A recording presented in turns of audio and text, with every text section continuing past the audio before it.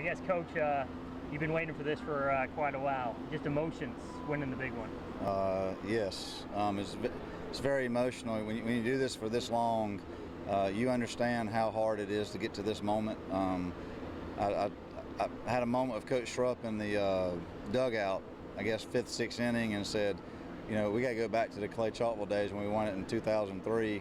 We were young and dumb and didn't know any better. And now we understand, you know, what kind of a grind this is to get to this point, to go through our area in Birmingham, and then just go through all the great teams you play in the playoffs, and then to get here and play on this stage. And you know, we were sitting in the hotel last night. How do you get 17 and 18-year-old kids to perform on this stage in front of, you know, thousands of people, and you know, obviously what's at stake? And it's kudos to our kids. They really performed at a high level. Both of our pitchers, Carson Skipper and Cameron Furr, just was phenomenal. You know, 14 innings, no walks. I think only allowed 7 hits in 14 innings, and shut that team out for 14 innings is unbelievable, because Auburn's a great hitting team, and you know, they followed our game plan, and it was just it's an incredible feeling. It's a thing that you know, I thank God every day that I have the opportunity and the responsibility to coach these kids, and that's the most important thing to me and this program, and we're just blessed to have this opportunity. I guess if there was a championship formula, it would be key hits and pitching, and I think you came up with a lot of both the last 2 days. Well, you know, that's kind of our team all year, is we're going to pitch and play. We play great defense. We're going to hammer the strike zone and make them hit our pitch. And then the clutch hitting. I mean, last night Keegan Morrow had the triple that knocked in 3 runs to get us going, and then today, you know, Carson Skipper gets the 2-out single to knock in Keegan Morrow to give us that 2-run lead and give us a little bit of a cushion, a little bit more breathing room. But you know, that's these kids. They're just fighters. They grind out at bats. They run the bases hard. They just play the game the right way. They play hard, and it's just a joy to watch these kids play every single day and every practice. It's you know, typically if we lose focus, we run, and you know, we'll punish them a little bit of some running, and you know, just make them regain focus. And we've only ran 3 times the entire year, and it's like that's how good they've practiced. They practice the way they play, and that's a tribute to them. You know, basically bringing their A game every single day, whether it's in the weight room, conditioning, on the field at practice, or here in Montgomery. I guess this team was never the highest ranked team, but you kind of felt that this group was something special, that maybe the people who just watched the team and didn't see them every single day in and day out didn't know. We really flew under the radar.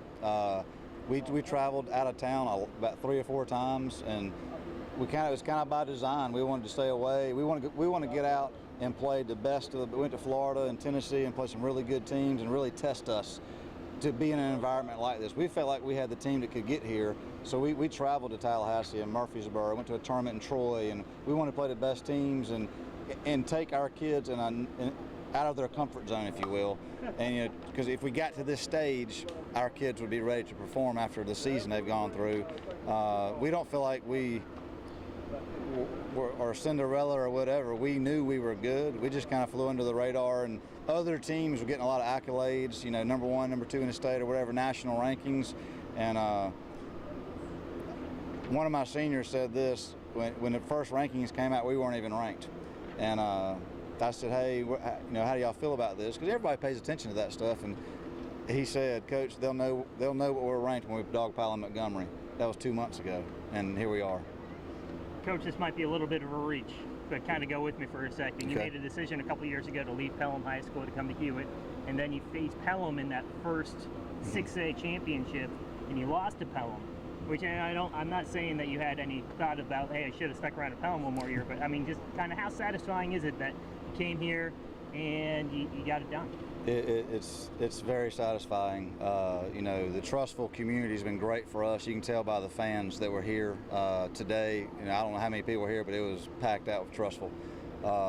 You know, that year was like a dream. You know, we were playing the kids who I'd coached for the last 6 years, and now I'm coaching these kids this year, and it was like almost like a scrimmage, because I knew everybody in the stands, I knew everybody on the field.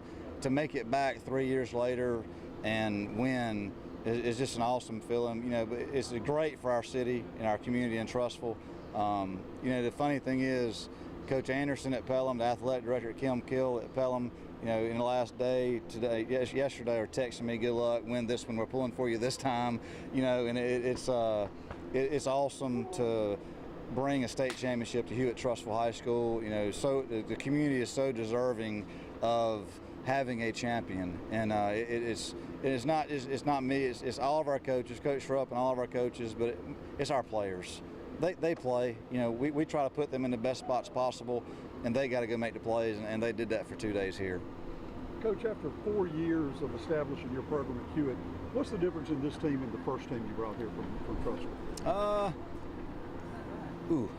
I think the first team, they were hungry to be pushed and challenged, and kind of they really bought into our program. They started this thing 4 years ago with the work ethic, and they showed all these guys were freshmen and eighth graders when they started it, and so all these kids are sitting in the stands while we're doing it. You know, Keegan Morrow was the only kid that dressed that day as a runner, and I think that group showed them, but that group hadn't been through the process of 4 years and growing.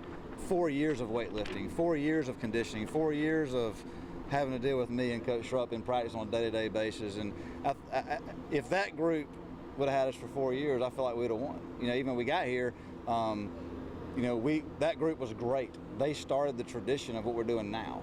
You know, they kind of had the baton and just passed it to the next guy. And, you know, they started this thing, and these guys got to finish it today.